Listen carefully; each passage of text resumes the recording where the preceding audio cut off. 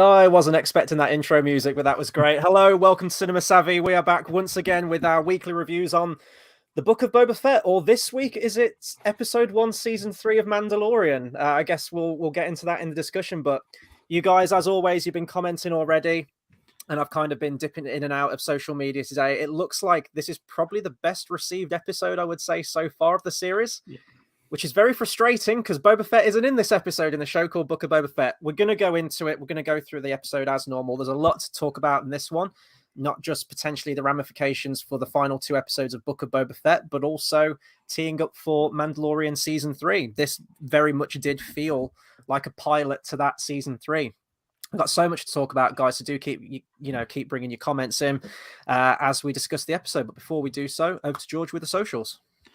Absolutely, guys. So do keep the comments going. We're going to, as always, bring some up at different points, and obviously we'll comment along with you, bring them all up as and when. So we have been reading them. We will be bringing them up, and do keep them coming. As we always say, these are completely spoiler-filled discussions. There is nothing off limits to talk about with this unless you've got leaked next week's episodes or all that sort of stuff. But do keep the comments coming. We love hearing it. And if you're not watching it live, you're watching on demand, do drop a comment. We'll reply to them. Have a look at them. We have had a few people doing that each week. So please continue that. And as always, if you don't follow us on social medias, please do. It's the best way to find out about our videos. That's Twitter at cinema_savvy, Facebook and letterboxd.com/cinema_savvy.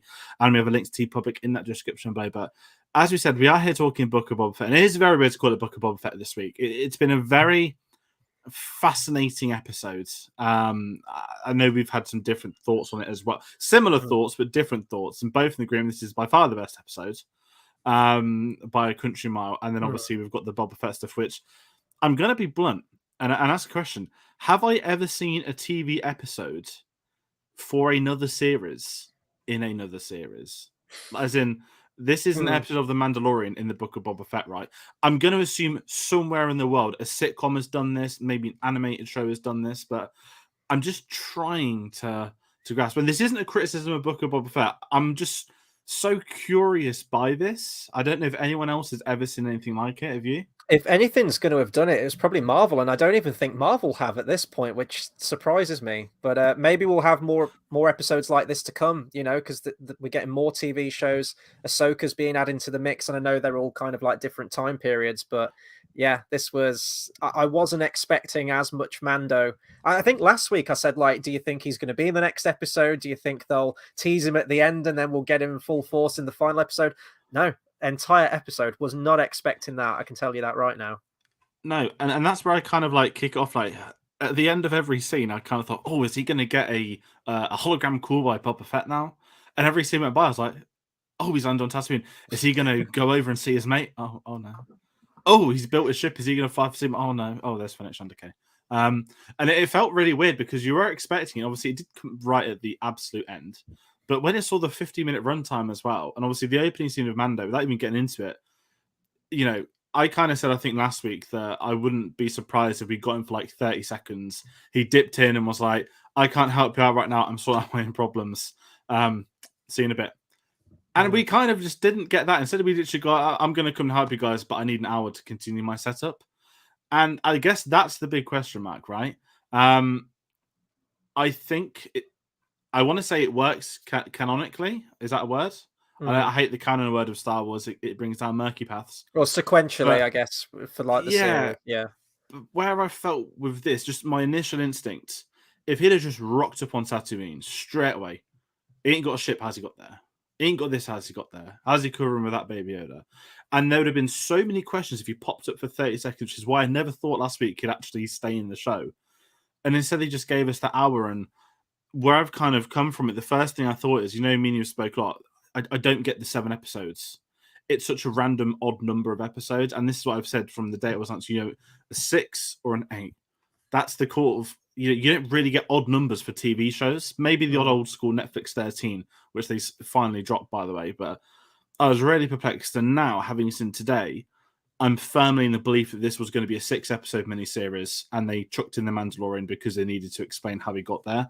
And that's why I feel very chilled, because I came to that decision at literally 8:55 a.m. this morning, and the rest is done for me.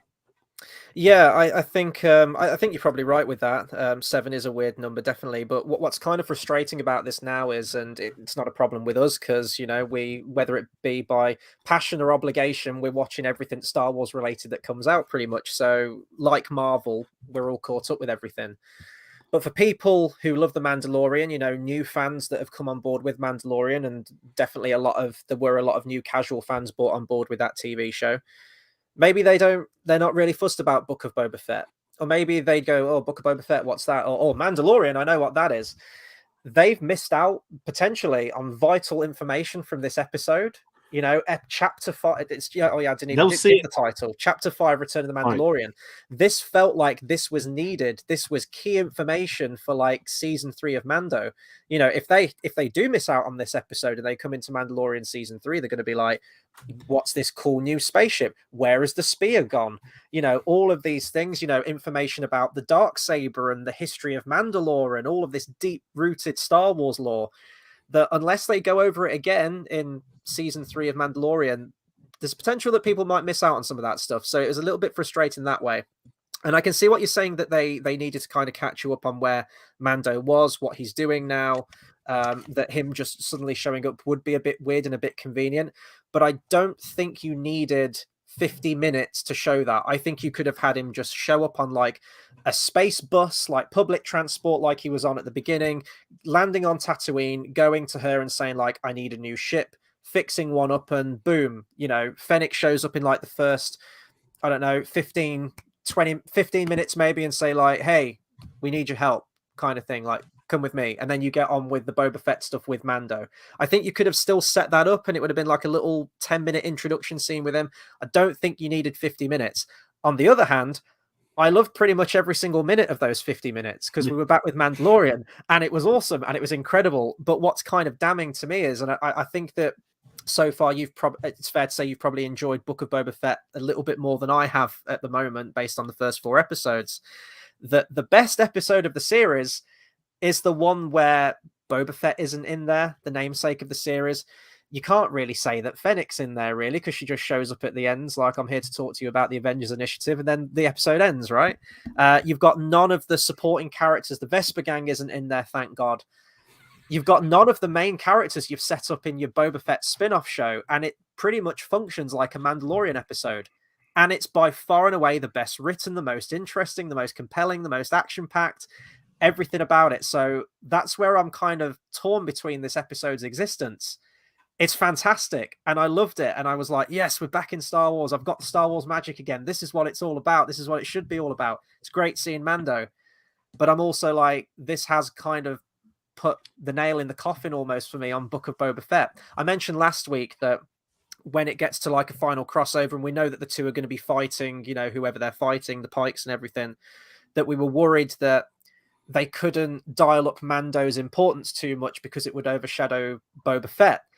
Well, I think they've pretty much done that now. I think that's a done deal by dedicating an entire episode to Mando, and it's fantastic and it's awesome. I'm kind of worried about next week. I know that that's the Filoni one next week, so I'm excited in that respect, but part of me is like, shit, like, we had a great Mando episode and now, we're back to Boba Fett and the Vesper Gang and Fennec and, all.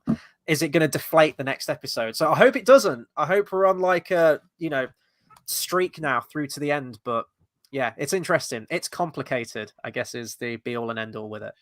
Yeah, it's a weird one because I've had some friends outside of work who one's watching it, one isn't. We're in a group chat, the three of us. I said, just wait until the whole thing's over, right? You can just binge it because it seems like a bingeable show. And we've both kind of said that, haven't we, each week, that when the episode's done and dusted, this we think will work better than a weekly series.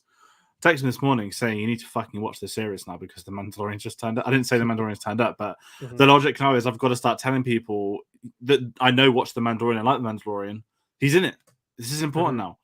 And there's been some really cool things I've seen online. One thing which actually made me think back to I don't even remember, but back, obviously we weren't born, but Marvel Comics used to always put Spider-Man in issues of new characters. Yeah. Because back in the day, that would drum up sales. And I feel like that's what's happened with Mando, right? If you're not watching Boba Fett, if you're a very casual person, haven't been watching this, and someone says to you, the Mando's in it, they're going to be inclined now to go and watch the first 4 episodes, because you're not just going to do episode 5. And if you do just episode 5, you want to know, what's he doing as a favor for Boba Fett? Hey, so it's a really interesting thing, and it's another week where I sit here saying I can't judge it till the end, because if the next 2 episodes are fucking unreal, as I keep saying, the whole Godfather table scene, it's not going to be the Godfather, but this whole like crime, organized crime thing, there's this plan in motion, all that stuff. I'm still hoping it comes true, and I have to make comparisons. I know you're not a football fan, but it's similar to Arsenal Football Club, who are one of the biggest embarrassments of the team I support. Transfer deadline days in 5 days' time, and they've not signed anyone. But as chaotic as it is, I can't literally judge them until Tuesday morning. So I've got this football depression merging in with Star Wars right now. But I really want to quickly mention Bryce Dallas Howard, because you mentioned Filoni next week, which I'm very excited about. Dave's bang on here. Yeah. I didn't know today was her episode. I was absolutely delighted. I think a few people, I think it looked like there was more of a budget in this episode than previous episodes. It's hard to guess that, because there's not been too much happening in Boba Fett so far. Like, does that make sense? Because we got to go. No, it looked way more cinematic for sure this week. Yeah, cinematic. Like more money on screen, definitely. And I think if this is Disney's main event, the Mando, Bryce Dallas Howard, I think she's directed 3 episodes now. The village one in season 1, the cruise ship in season 2. I think it was at chapter 4. Too many chapters now, and obviously episode 5 of this. To me, she should be in the conversation to get her own Star Wars series now, or a film. I think outside of Star Wars, she's directed a documentary last year or something, a full-length documentary, and her direction is superb. And I think what did help today was that we had a director that has worked on The Mandalorian, not sounding horrible, not criticizing the soundtrack or anything, but when we've got the people that have spent X amount of time already working on them, it must make it a hell of a lot easier. Whereas if, oh God, what's his name? Robert Rodriguez came on board. Okay, he did 1 episode of Mando, but Bryce Dallas Howard's been there for the start, middle, this one, and I'm assuming she's going to be involved in season 3. I just think the direction they had was superb, and that's not, we haven't even started talking about the fucking episode, but yeah, I just wanted to get that away. I think this is the best directed episode of the series. Yeah, I agree. Yeah, it's definitely worth mentioning her as well. I didn't realize this was Bryce's episode. It's always like a surprise when the credits hit every week, isn't it? Which I like about it. And yeah, I mean, her dad directed Solo as well. He did direct it. He came out, he basically reshot the whole film. Yeah, he directed it. And although I wasn't keen on her episode in season 1 of Mando, that was mostly down to the story. The directing's been on point every single time, and she's absolutely proven herself. And I'd love to see her take on a Star Wars film or a trilogy. It seemed like we hit a point where Lucasfilm and Disney were just dishing out trilogies to every director under the sun, wasn't there? There's like, is Ryan Johnson's trilogy still on the cards? I don't know. We've got I think Kevin Feige was meant to be having a trilogy. He was doing a film. Who Patty else? Jenkins was doing a film. Taika Waititi's doing a film. Obviously, Deborah Chow's been given Kenobi, so she did 2 great episodes of season 1 of Mando. Got given a whole series. I wonder if they might do that for someone like Bryce Dallas Howard. Yeah, I think she's absolutely deserving of it, definitely. Yeah, and it's a really interesting thing of this one, because I wonder if it's. I'm trying to think. We've got so much stuff to talk about, but I really want to quickly say as well. I always forget that her dad was offered to direct the prequels, and he said no. And his daughter went on to then reference all the and really heartwarming, which we'll talk about later on. But no, if we actually it's hard to even talk about this, because normally we have a plan, but this is literally a Mandalorian episode, so we can't even do the usual, not even flashbacks, what's been occurring. Obviously, we've got to talk about the end of season 2. He doesn't have Baby Yoda as Grogu anymore. They were left on the ship. Boba Fett dropped them off. Obviously, flew back to Tatooine, took control. So, I can't even talk about getting into it. Let's just talk about the opening scene. He got to fucking behead someone with a darksaber, and that's one of the best things I've ever seen on Star Wars ever. Yeah, no, it was great. So we open and we're basically in like the freezer of a butcher's, which is. Did you think of Rocky? Yeah, no, I did. It was like, this doesn't feel very Star Warsy. It just looks, it's so of our world, but I quickly got into it, very much so. But I quite like the fact that, after everything that Mando's gone through, his mission is complete, basically. Luke Skywalker took Grogu. What does he do? Well, he goes back to it's like what Han Solo says in episode 7. He went back to the only thing he was ever good at, which was bounty hunting. And he's back to doing the same thing. It kind of mirrors season 1 opening scene where he was out on a mission, getting a bounty. And yeah, I guess just taking him in dead on this one. And this is going to kind of be a little bit of a criticism maybe towards the ship later. So he's a functioning bounty hunter right now, right? He has to go on all these missions. What if he had to bring someone in alive? He looks like he can barely fit in that cockpit himself in all that armor. Like, is he? And even if he did take someone in dead and say he's got their head, is he just going to have to sit with like the head in a sack on his lap the whole journey? In the Baby Yoda part behind the ship. That's what. I think he's got they ripped the astromech out, but I don't know if they've got the compartment space for it now. Is it like a boot? Is it storage? I don't know. I don't know how it works. You could picture some like comedy thing where there's like a mangled man just thrown in there, like squashed into place to try and squeeze him in. But no, that is a logistical thing. Without getting long term for Mando season 3, I think he's going to stop bounty hunting very soon and lead this Mandalore army, which I think me and you have both said we think this is where it's going to go. Mm-hmm. But yeah, seeing the bounty was cool again because I was like, oh my god, it's the fucking Mandalorian. Like, I want to bring this up as well because this was brutal. Yeah, when he cut the dude in half. No, I loved it. And with the fact I thought, if we're going to get him, are we going to see the Darksaber? And we got a lot more Darksaber than I thought. And I'll speak about Rebels a little bit later on. We're going to bring up a comment by Elizabeth. Sorry about what more Mando. Loved this episode. Do not need to apologize about that part at all.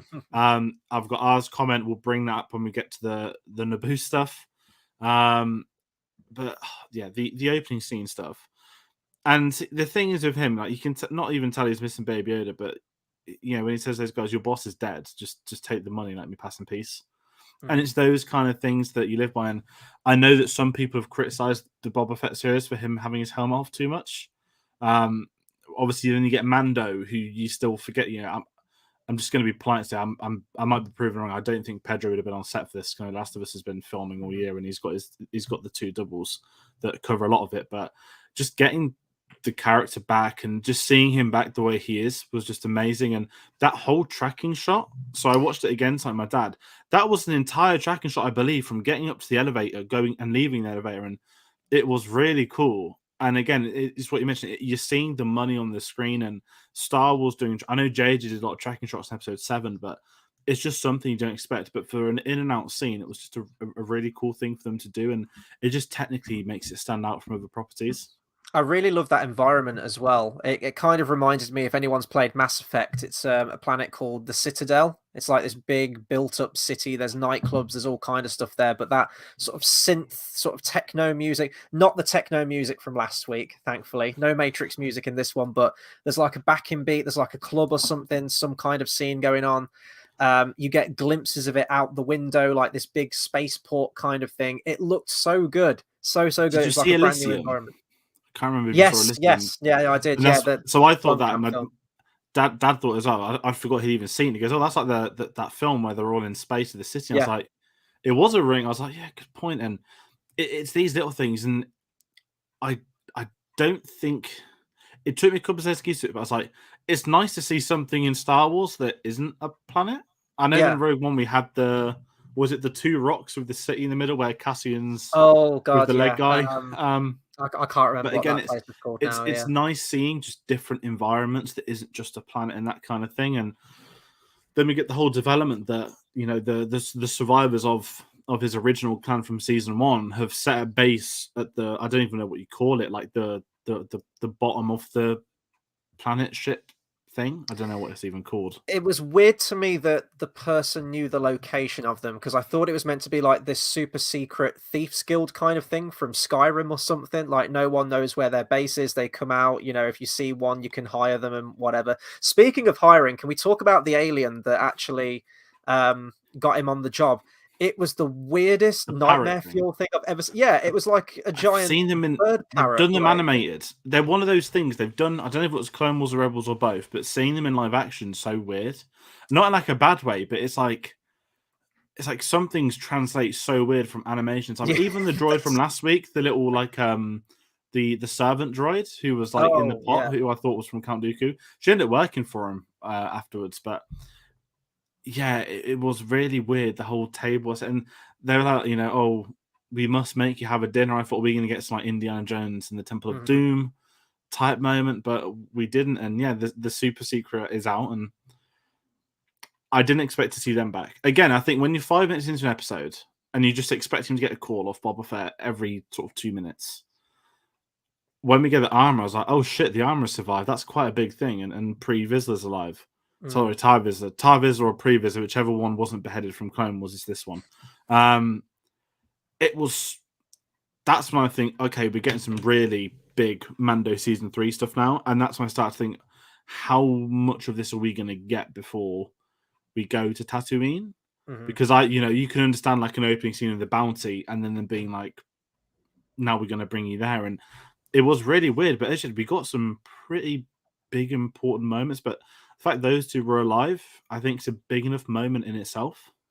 It does feel like we've missed a chunk, though, and maybe it was explained away in a line in this episode that I missed. But if we think back to sort of like sequentially Mandalorian, what we've seen so far, I think we could guess that the armorer was still alive. It was very cryptic at the end, wasn't it? So we probably knew that the armorer was going to come back.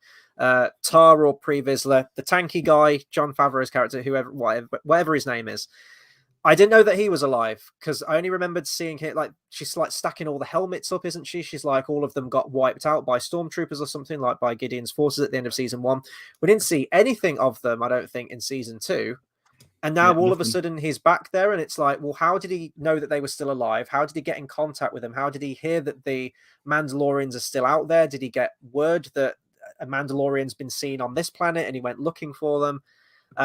I think that's how season 2 started, if I remember rightly. He heard there was a Mandalorian spotted, and that's when it was the Tatooine episode with the guy in Boba Fett's armor, I think. But beyond that, nothing. So like the trail was cold, so it feels weird that we're just all of a sudden thrown back into it. But it is great to see them back, and I love the armorer. I think she's an absolutely fascinating character. Love the line delivery, love the voice, and how she kind of carries herself as well. You can never kind of tell if she's a villain or if she's a good guy. You know, she's so strict and adheres to the creed of the Mandalorian, which I love. It's a fascinating culture. It's a bit of a dumb one, like the whole "don't take your helmet off" because it's not very practical. And I know that you can kind of take it off to eat, but it is a little bit silly. And this is the way. That coming back again was great to say. I bet we all said it out loud, didn't we? Watching the episode, come on, you did. But yeah, I loved seeing the characters, and beyond that, just getting more of that lore, which I know like 0.1% about it because I never watched all of Clone Wars. I never watched Rebels, and I know that those two go really in depth into it.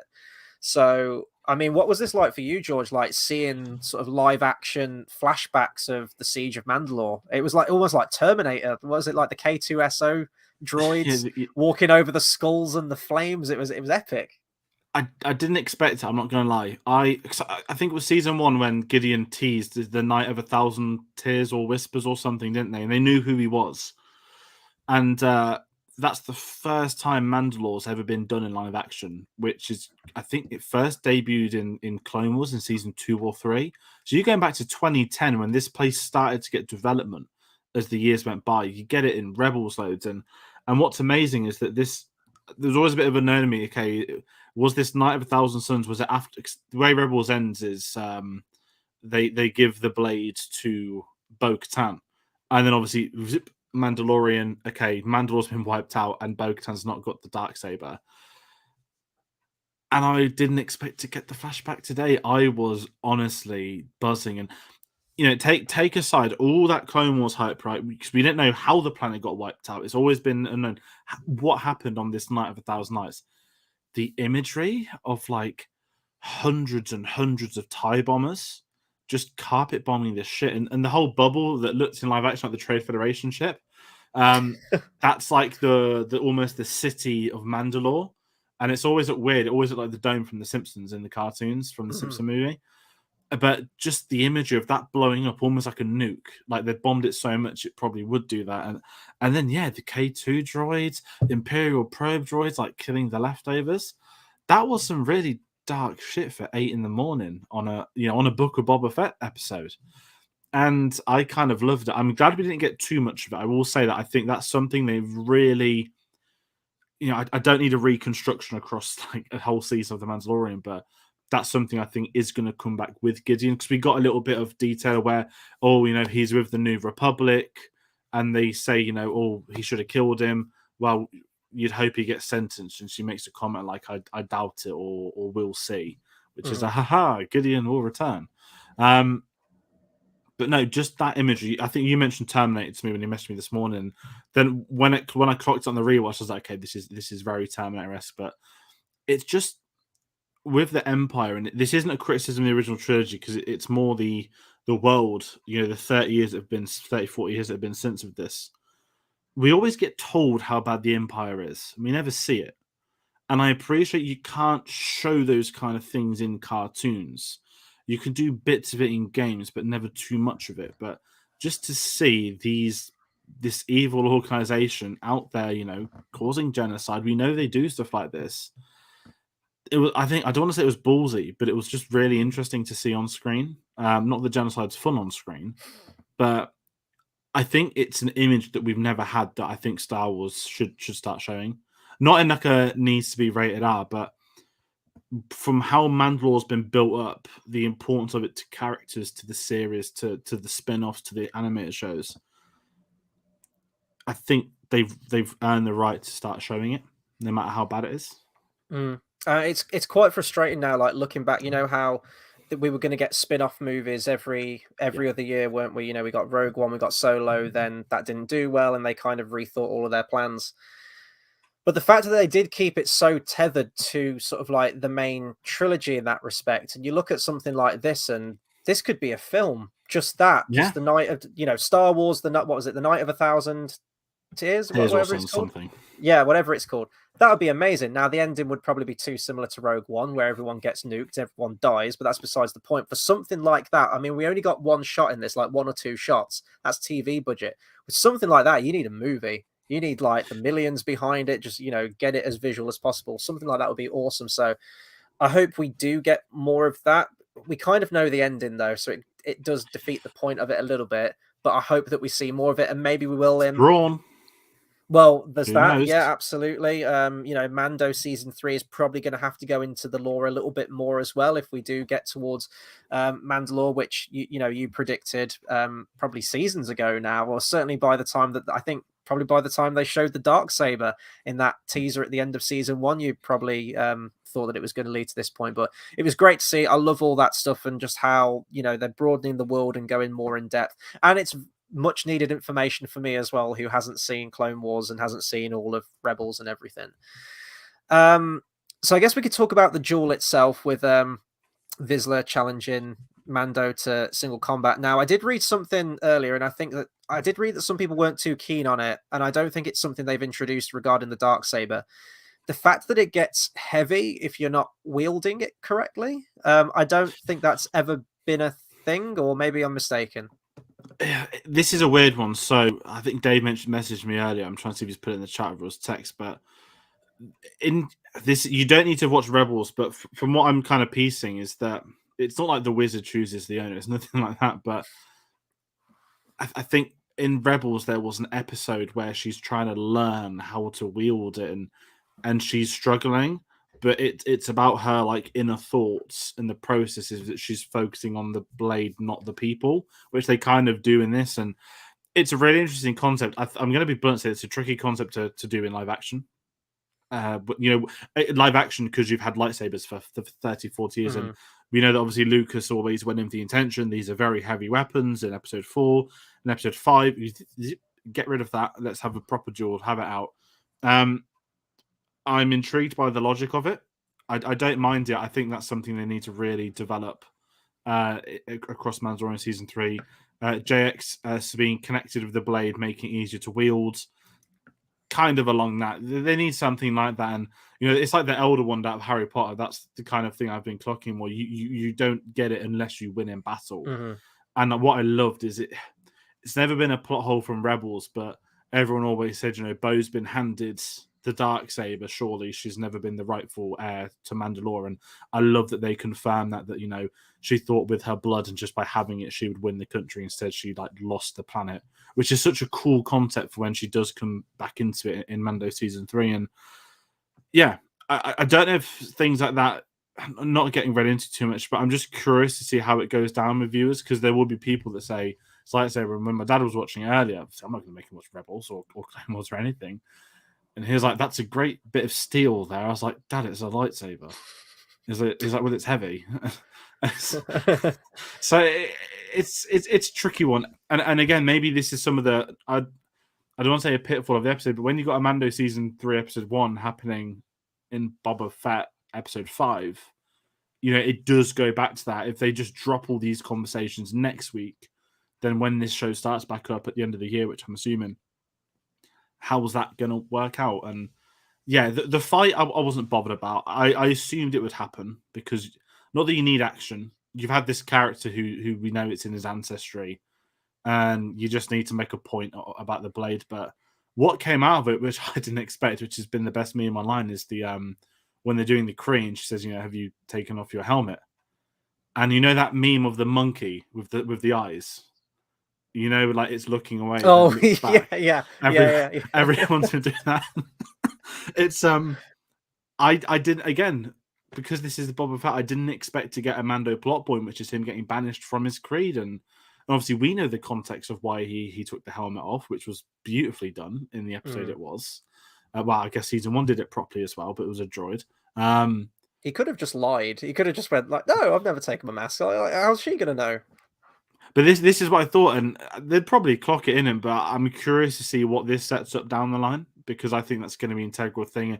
There's a lot of people reading about this is a bit off point, all these inner connections between Boba and Mando. What they've both lost their families, they're both seeking families. They lost their clans. A lot of people are reaching. I see some similarities, but Mando being kicked out of his creed is a bit different to Boba having his dad decapitated in front of him at the droid. And I guess at the moment as well, if he has been, I don't know if he's been banished. I don't know how it kind of stands. It's like you don't belong here. He's got no one to turn to now. Basically, he's out on his own, and well, at least until the next episode, probably. And he's going to get ingratiated into this new group of people, and then obviously he'll be out on his own again for Mando season 3.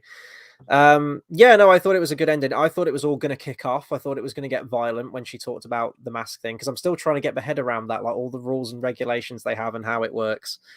But no, it was a good fight. I don't know what it is with Star Wars, and I was getting episode 7 flashbacks, just these long bridges with no handrails that they're fighting. Took the jetpacks off as well. Yeah, and I thought it's like when Kylo just like thunk, like puts the mask down on in Force Awakens. Yeah, it was a good scene though. I enjoyed it for what it was worth. I guess we can talk about. So we've got new ship. Is this the one when he was on the public transport? Is this the part we're talking about now, or is this a different one? I just want to bring this up again. That since Dave's pointed out, the Galactic Star Cruiser, which opens this year in America, makes another appearance in the series as the Galactic Cruiser that's going to transport people across planets. Right. This is really insane, but it's like the best marketing of all time, whilst being the most shameless marketing of all time. Yeah. Does that make sense? Like, it is genius, because when it opens, everyone's going to be, "Oh my god, the ship from Boba Fett and the Mandalorian." And then at the same time, it's like that's why they chucked it in every episode. I mean, we had it last week with the what are their names? The pikes coming down and all these kind of things. And we had the droid, which I'm assuming is going to be on the outside for everyone rich enough to go.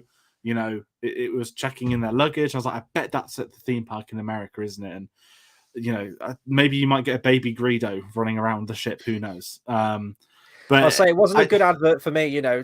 Kicking back, chilling, relaxing in your seat, and then an annoying child turns around in front and does the whole waving shtick. Like, I'm like, nah, I'm not getting on this thing. I love how he got the connection to Baby Yoda off. I mean, I know it's not because he's green, but it's just all the memes I've seen about the Rodian, and there's been a lot of like jokes on about it. But I don't have a problem with the Star Cruiser in it. I just think it's funny that how many Star Wars if we see a Galactic Star Cruiser in like Kenobi, I'm literally going to be like, come on now.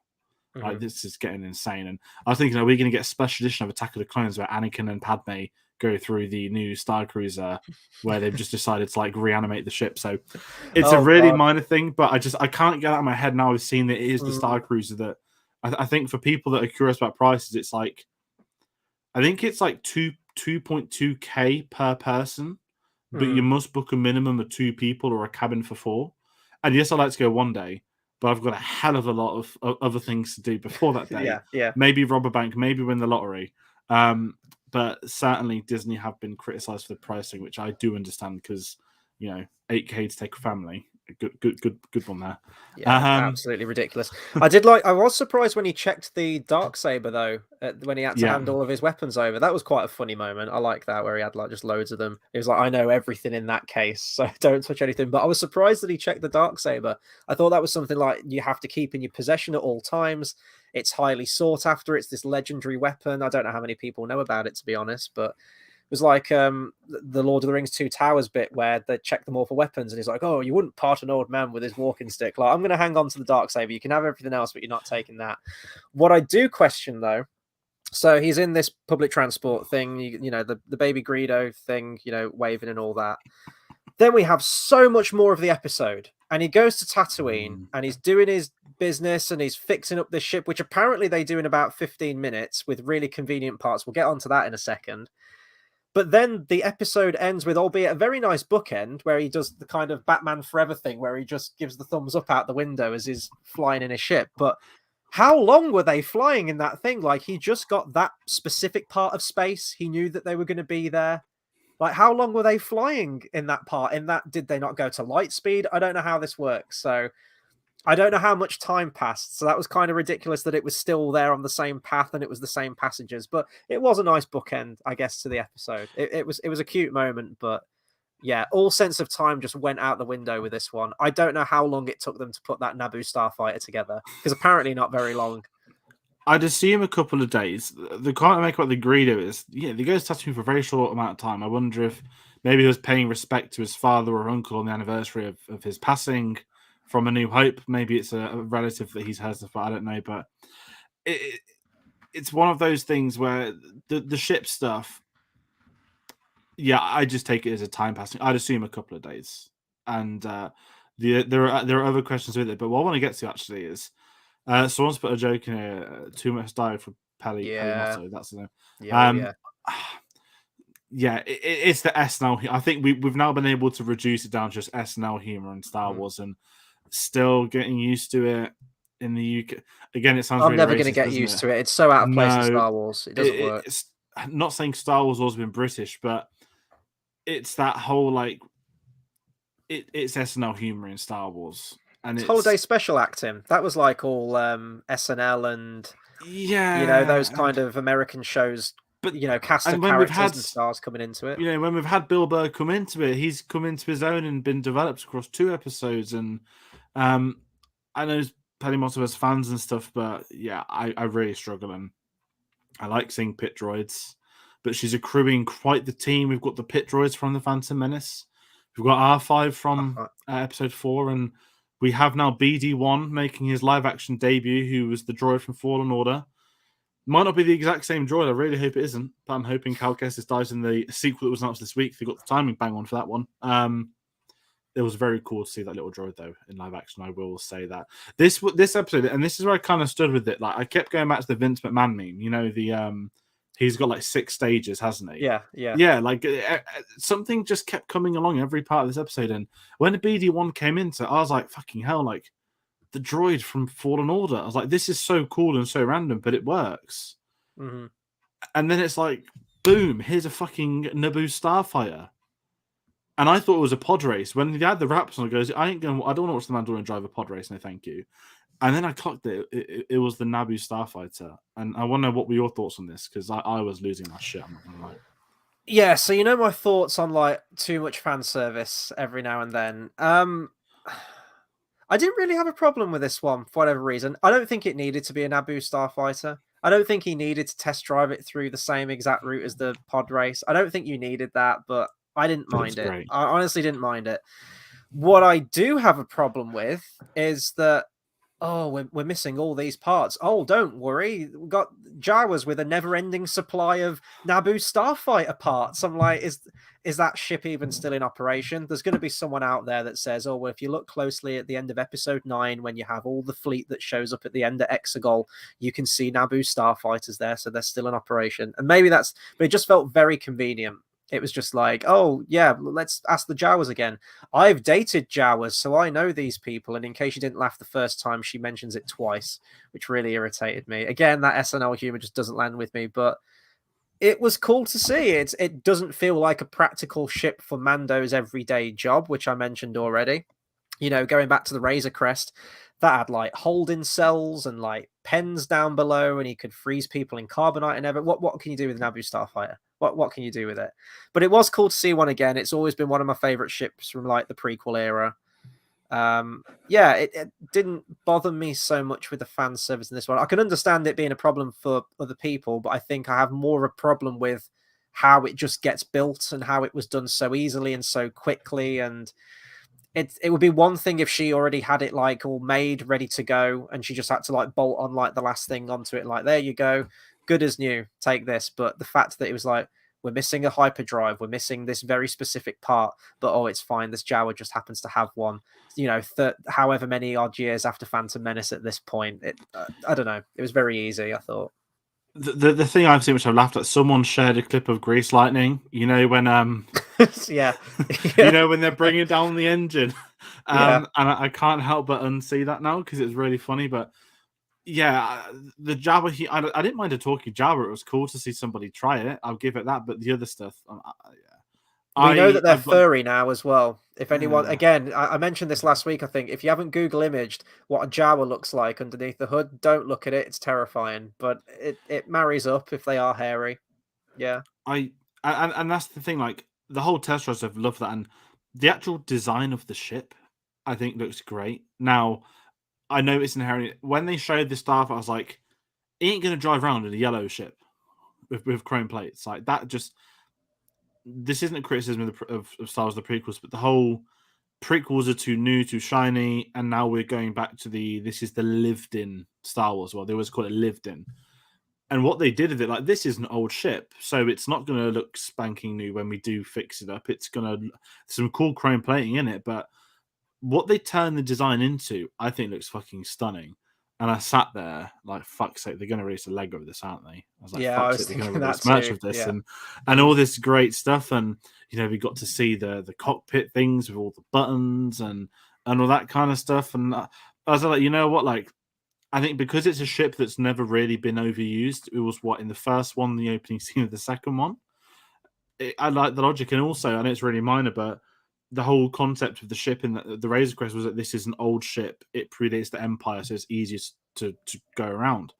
That concept kind of worked for this. Like, I know they could have made a new ship, but I liked that idea that we need to have something pre-Empire for you to be able to fly around in, and those kind of things work. It's really minor, and yes, it's fan service, but I think when they've done it in a way where he does get a new ship out of it, and if you just show it to a random person, the way it looks in the final piece, they won't think it's like an M1 Starfire. Well, they might think it's like Dominic Toretto's car from Fast and Furious with the nice engine at the front, but just something worked about him flying it. Like it just looked right for his character. Mm-hmm. And again, I'm thinking like I know exactly what the bounty and stuff, and I keep thinking about it's like long term, like him in a fucking starfighter blitzing everyone in battle in Mandalore, whatever his future holds. That is a long term ship, and we have to speak about the most blatant bit of. Was it this? No, not even Wiz. I was going to talk about the droid compartment, but where you know we just we have the compartment designed for Baby Yoda. Mm-hmm. We all know Baby Yoda is going to end up in that back seat, and whenever that is going to be, it's going to be one of the greatest shots in Star Wars history. Mm-hmm. Just you know, I don't know if it will be like Babu Frick or something like that, but just Baby Yoda in that cockpit above everybody else, just looking around. I just cannot wait. I don't know what year that's going to happen, but it is going to happen at some point. End of season 3, I bet. End of season 3, maybe beginning of season 4. Yeah, I didn't even think of that about the compartment at the back, but I think you're absolutely right with that. I just brought it up, but Wizard, was that too much fan service? Yeah, but I loved it. It's I, great. I absolutely loved it, and connecting it to the prequels and hearing and seeing prequel stuff post original trilogy as well, because they always Yeah. felt like eras so separate, just in terms of visuals. Shot on film, shot digitally. But yeah, just bringing that stuff, it just connects the world a lot better than I think it was a long time ago, where it was like, that's your prequel stuff, then it's all completely different. This is your original trilogy stuff. Just blurs the lines a little bit between it as well. Hasbro will be releasing the Starfighter next as HasLab to sell to the people who fought out the Razor Crest toy. I Yeah, don't think they've had it. I think if anyone's unfamiliar with the HasLab, that was like a crowdfunding Hasbro set. So you had to pay $350 or pounds. And it looked incredible. And within a month of it being announced is when they blew it up on Mando Season 2. And it hasn't dispatched yet. Then it'd be like a 1.5 year long process. So, and then they did the Rancor last year, which famously backfired. And now they've got a baby Rancor they'll probably just do instead. I will say, I still do miss the Razor Crest. I love that ship. It's a great I ship. really did. I guess, do you want to talk about the space scene then, where the X-Wing pilots are basically like cops? I quite liked that angle, actually. I quite enjoyed that. So one great thing online, so obviously we've got the guy that's been in like all of Mando, who's piecing the dots together. He said the new guy is the actor that played Luke Skywalker pre-CGI in Mando Season 2. He did look very similar to Mark he Hamill looked like, a little bit. And I thought, that's a polite nod of the head. Thanks for jumping in. We'll get you in it properly next time. Here's a curious thing. So we know Rangers of the Republic's now been cancelled. Or no longer in active development. Good one, Gina Carano. No one saw that ever coming, did they? I'm curious. So this is a really random segue, and this is looking past Boba Fett, past Mando Season 3. When they were going to do this Rangers of the Republic, I feel like we're getting a TV universe with Star Wars, right? You know how Marvel had the Defenders, and you had Daredevil, Jessica Jones, Luke Cage, all them, and then you got the Defenders as your main event. And I'm going to be polite and say it didn't work out. Yes, we've got Daredevil back now. I can say that. Sony's lifted the spoiler ban themselves. And we know we've got the Kingpin back. Could you see a Star Wars-esque Defenders series, much bigger than the Defenders, but this sort of 5-6 years past Return of the Jedi, Thrawn, Ahsoka, Mando? I see some long-term projects happening, and make nothing of what I'm saying because it might all be utter nonsense, but I think Lucasfilm is building towards a massive crossover series. And obviously, I'm not going to sit here and, we know the sequel trilogy wasn't mapped out on paper. Everyone knows that. I think the TV world is. And I know these High Republic books and comics, they've got like a 3-year plan where everything's been synced and released in phases. And I'm sat here saying, is this TV era with Mando going to long-term be a shared TV universe? Obviously, stuff like Kenobi and Cassian won't count, but I don't know if I'm going completely off topic, but I think long-term they're building towards something. And I'm not saying this is down to I don't want the guy from the X-Wing pilot to be the Nick Fury of this universe, but the fact that he's like cropping up and we're getting tidbits, I don't know if I'm stretching. No, I think you're right, and we're kind of seeing that. Well, certainly in Season 2 of Mando, where you had all of these Clone Wars and Rebels characters. I think Clone Wars characters, but Bo-Katan and Ahsoka and all that stuff. And if you've seen the animated, then great, you can connect that. So we are already seeing those connections come into it, and I think we are going to see more of them. Case in point, this episode where Mando's in this one. So I don't know how I feel about it, because on the one hand, it makes everything feel quite small. I always think like everyone has to be connected with everyone. It's a big universe. And when Mando first came out, it's a brand new character, brand new story that we haven't seen. And I know they did start bringing in familiar locations, which I wasn't, really hot on, with like Tatooine and everything. But I would quite like them to just make a new series with new characters, new adventures for us to go on, new stories to tell. I don't need everything to be and every character to know that character and everything like that. So I think it, as a TV show, as a formula for TV shows, to have a bunch of individual TV series and then like bring them together, that makes sense. And we've seen other shows do that, like Defenders, as you mentioned, and there's probably been a bunch of other ones as well. But I do think it is a double-edged sword. Part of me is like, oh well, now the universe is just gone and everyone knows everyone and it's all connected, where I'd quite like to see them just branch out, try some new things, show us something that we haven't seen. Even with like Mando, yes, it's a new character, but fundamentally he looks exactly the same, like a Mandalorian, very much like He's Boba Boba Fett at Fett the from time. 30 years Yeah, ago. absolutely. And maybe, Mandalorian, the concept as a TV show, they did draw some ideas from the Boba Fett stuff they were going to do, or they put the Holt on Boba Fett for a while and said, let's just pass it off as something new. I don't know what went into it, but yeah, just there's so many things you can do with Star Wars, and I really don't feel like they're tapping into the full potential. They could go really out there with some stuff if they wanted to, and I kind of hope they do, but I've got high hopes for like stuff like Obi-Wan's just going to plug that gap, isn't it? And we all want to see Ewan McGregor come back, so that'll be great to see. Cassian, I'm like, do we need one? But we've heard really good things about that so far. Already been announced for a season 2. But yeah, I just want to see them take more chances, do some like really random stuff that we haven't even thought of in Star Wars before, but not as random as the Space Vespers. There's a line. Don't go that random with it. There is a line that you don't cross. But yeah, I think Acolyte is the one that's going to be the first, like, here is something new that no one's seen, which they're saying is part of this High Republic stuff. Now the rumors are that it's the end of the High Republic, which immediately backfires because TV trumps comics, books, all that stuff. Not being horrible. That's just in order of how Star Wars works. Film is at the top, live action film, then it's live action TV, then it's animated series, then it's like games, books, comics, because they're expendable. We've seen them take stuff from the books that work, like Cobb Vanth, and we've seen them switch it up as the years have gone by to refine it to look better on a big screen. And in terms of risks, I think Acolyte's going to be the first big one. And Taika Waititi keeps hinting at his Star Wars project, saying that's going to be like nothing we've seen before. He also said everyone's going to hate it, which is his goal, which I love as well, because he's obviously very aware of what Star Wars fans like.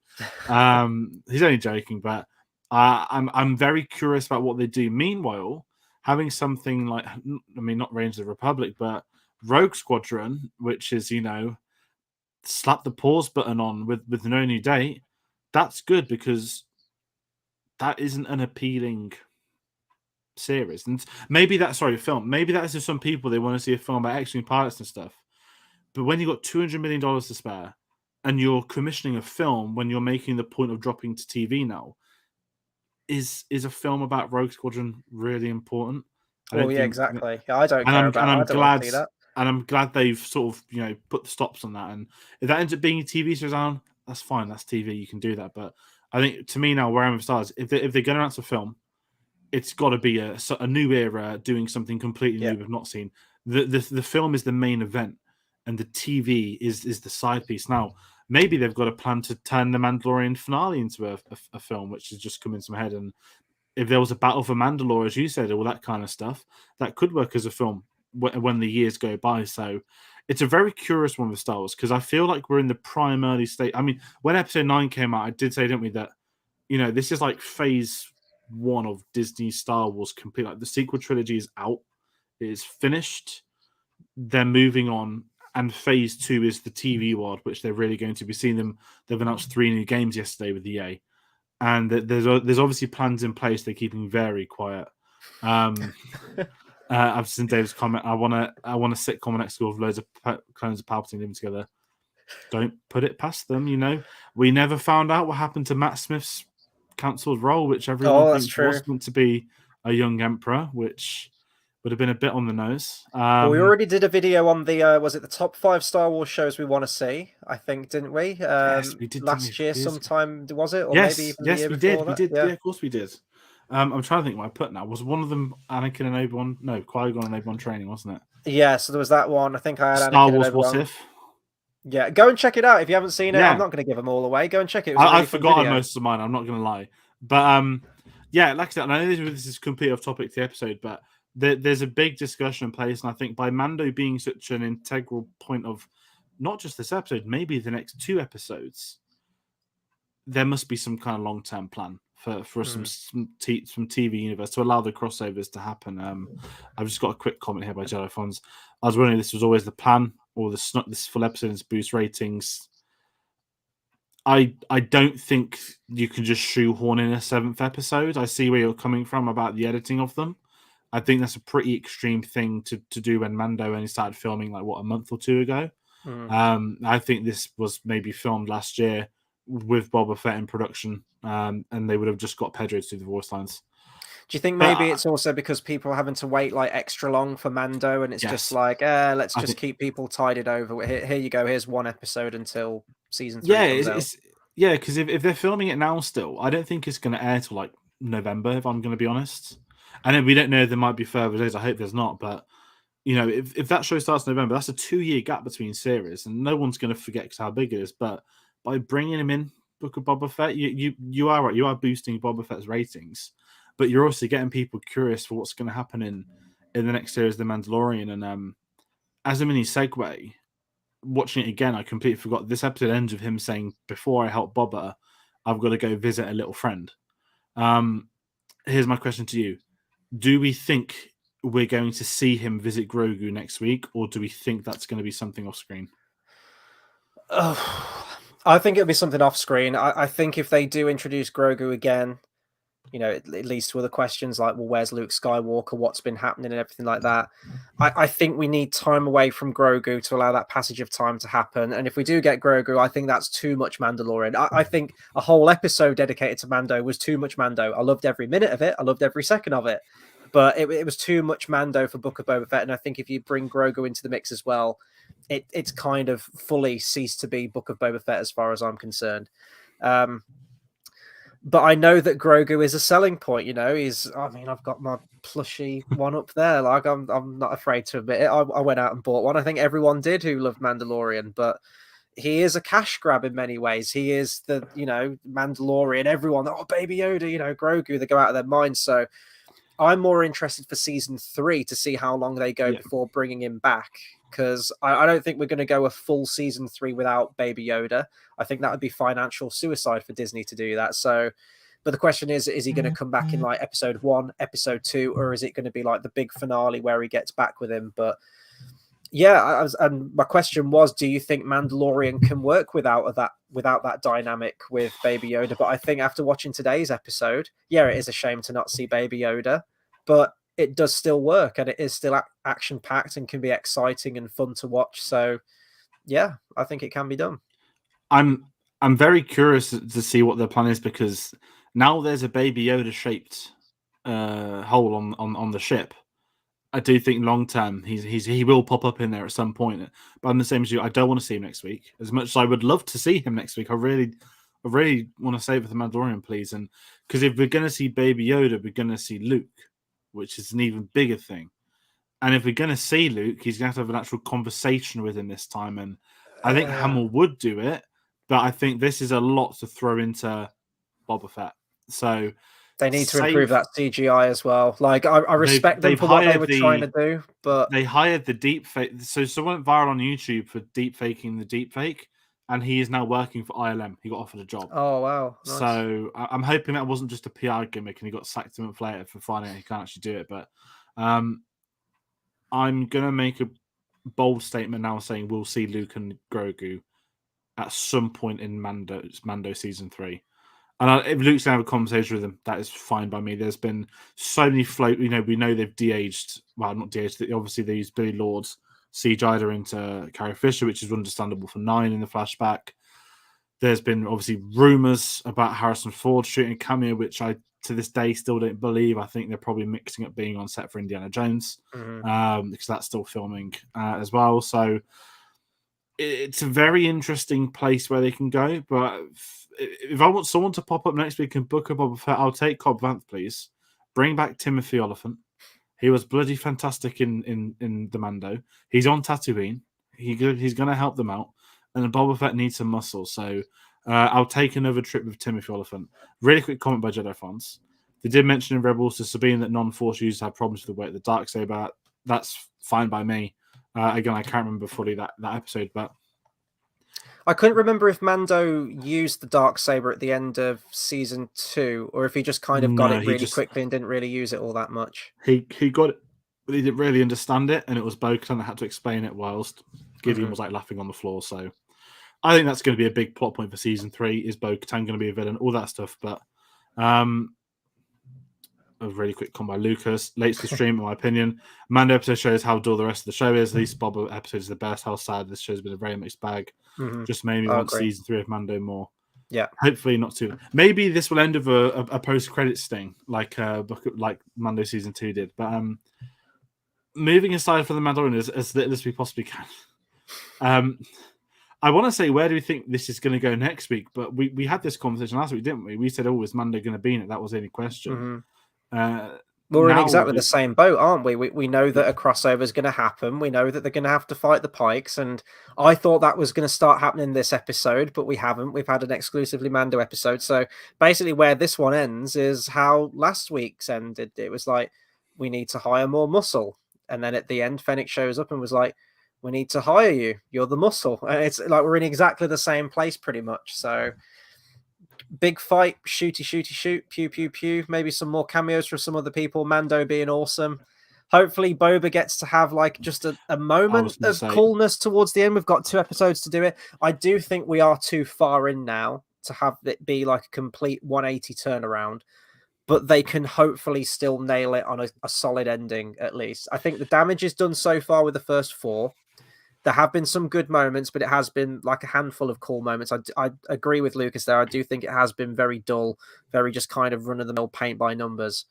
But if they can have a good ending, at least it goes out on a high. And I think you're going to get a lot of teasing for Mando season 3 and seeing where that's going, considering that'll be the well, I say it'll be the next series. We've got a bunch of other Star Warses, but sequentially in the timeline, that'll be the next one. Yeah, I think what I'm kind of hoping for is if we can get like a Mando season 1, where, do you remember 6 and 7 were like this double parter? Yeah. That just worked. If they can take that out of the bag for what they want to do with this, I think it can work in their hindsight, but it depends on how much Mando we're going to get. As you said, Boba Fett, as much as I've liked him since he's developed and changed, there's going to be not even unhinged. There's going to be a moment. There must be a moment of, considering what we got in Mando season 2 with him, with that scene on the rocks. Yes, there are only stormtroopers, but we've got the Wookiee Black Krrsantan as well. Is he going to side? Is he going to fight Boba, or is he going to fight Mando? There's we've got fucking Rancor chilling in the dungeon, so there's a lot that could happen. Maybe too much could happen, or too little. But either way, if it starts with Mando, on a planet with Luke, I think that's not the correct start for the last 2 episodes of this series. But it does make me intrigued, because at least we know Mando's going to be in it. And also, I did like the little character part where he says, he'll do it on the house as a favor to him, because it is that sort of, they've got the respect for one another, obviously, with what they went through in the last series. So, yeah, I'm in a weird place with this, because as you said, nothing's changed from last week, and they've got 2 episodes left, and I've been very polite with this. I'm giving them, as I said, about the Arsenal president, they've got till deadline day. They've got to episode 7, and then all the havoc's going to come the 9th of February when it stops airing.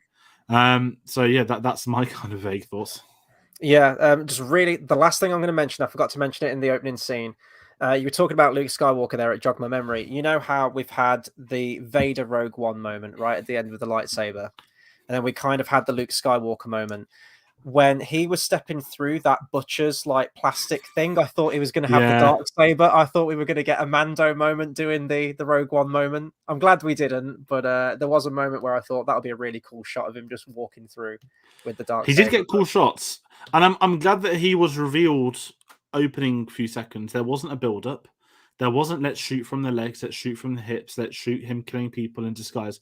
Straight up, here's your best guy armor. Here's Mando. He's with us for today. I do like them doing things like that. One other show, even episode 1, didn't it? When Boba was in the Sarlacc pit, they didn't even need to hype it. They just showed it and got it done with, and I appreciate they do that again. We just got another comment here from Lucas. We'll round off after this one. Compared to what he's referring to Boba Fett here. Compared to what he was like in Return of the Jedi and Mando season 2, Boba seems like he's been nerfed. He gets his ass kicked in every fight. I agree, Chris. I'd like to see him get a scene like he had in Mando season 2. Yeah, where he can just do Boba Fett things and kick ass. Really. Maybe he'll fly into a wall again. Yeah, I'd quite like them to reference the jetpack, because they still haven't brought that up, that he gets taken out, really. What's even weird as well, this is like a George Lucas thing, though, is that he went into Empire Strikes Back and replaced the voice, but he never replaced the voice with the whole jetpack scream. fiasco. Yeah, the scream and the when he's flying through the air. It's very strange. There's another idea for Disney for doing another special edition at some point. What did you say? Replace the ship from Attack of the Clones with this one, and there you go. Replace the Boba Fett voice. I think the last thing I was kind of saying, I will need to watch the last 2 episodes. I think once all 7 are said and done and you can look at it as one complete thing, it'll be easy to kind of pick apart the positives and negatives and everything like that. With Mando, when he was this hardened bounty hunter, and then like he kind of softened up with Baby Yoda being introduced and, you know, that whole fatherly journey, we felt that shift. We felt that journey with the character development. Granted, we've had a lot more time with that development. We've had 2 seasons as opposed to this one. Just a few episodes, but I feel like with Boba, we've been told he's changed, and it's just like, oh yeah, I'm a changed man, but I haven't really felt that change from what I've been presented. And we had a bit of a disagreement earlier, didn't we? We're kind of all friendly, all friendly. We do have them occasionally with Star Wars. It's good to let it out of the system sometimes, but I haven't felt that change has been put across very well, and I haven't got that emotion. I haven't felt that change from it from watching the TV show. I know that you were talking about the flashbacks and you were bringing up things that I haven't even considered with like young Boba. So I've got my fingers crossed for the next 2. I do think we are too far steeped in, and you know there are some things these eyes cannot unsee. Those Vespers, the mod gang, the Spy Kids stuff. But I'm hoping they pull it out. And you mentioned there is a Rancor. There is a Rancor in a dungeon, and if that doesn't get used, that'll be the biggest use of a Chekhov's gun I think I've ever seen in any TV show or film, but I'm pretty sure we'll get it. Anyway, I think that'll probably do it for our review on Chapter 5, Return of the Mandalorian. Be sure to comment and subscribe. Let us know what you think of this episode. It always seems weird saying comment because we've had a lot of people commenting tonight, and thank you to each and every one of you for tuning in, as always, as every single week. We've got 2 more weeks of this thing. I mean, Star Wars isn't going anywhere. We'll still be bringing out Star Wars content as and when the TV shows come out. But yeah, 2 more weeks and it's all said and done. So are you excited for the finale? What are your predictions? Anything related to Star Wars and specifically the Book of Boba Fett, please do let us know. What else do we have coming out on the channel? I mean, you brought out a review earlier today. If you want to talk a little bit about that, what else came out? There's a review out for Pam and Tommy. The series about Pam Ranson and Tommy Lee. It's the hardest review I've ever done in my life because I don't know how to talk about it. You may have seen things online about the show and a certain animatronic device that's going to be in it. Google that. If you like what the fuck, watch the show. If you're not, still watch the show. So do check out that review. It's really hard to talk about because it's based off real life, but everything insane about the show ended up being real as well. So that airs on Disney Plus. That's the next big Disney Plus show as well. I didn't really clock it. Like Boba Fett's finishing. There's no Moon Knight the week after like Hawkeye was. There's no, you have Marvel Gap, Boba Fett straight away. There's like Pam and Tommy, and that's bringing them through to March for Moon Knight, which is really weird. But if anyone's curious about the show, check out our review. It's only like 10 minutes long. There's no films this week. We did a double bill. We did Belfast review last week, meaning did that on the Sunday. There's a Nightmare Alley review. There's Belfast interviews. But this Friday was meant to be Morbius starring Jared Leto, and it was delayed until April the 1st. I will keep reminding everybody it's being released on April Fool's Day. So I believe the next video will be Boba Fett next Wednesday. But as always, guys, I'm going to plug those social medias. If something changes, if there's a new video, maybe we want to get a discussion out of something, we'll announce on social media. It's always the best place to find out what we're going to do, when we're going to do them, announcements, all that kind of stuff. Twitter at cinema_savvy, Facebook and letterboxd.com/cinema_savvy, and we've got a link to Letterboxd in that description below. But yeah, there's no new films this week, which again begs the question: why did they delay Morbius? Not that I was desperate to see it in the first place, but it's like, when you have a couple of films across like 2 weeks and then it's like nothing. The week after we've got a Moonfall, we get Jackass, and then Uncharted at some point, and Death on February's looking stacked. But yeah, nothing this week. So maybe comment a suggestion, any videos you'd like to see us do, and we'll have a look at doing them. So yeah, it's a weird one this week. It's all quiet.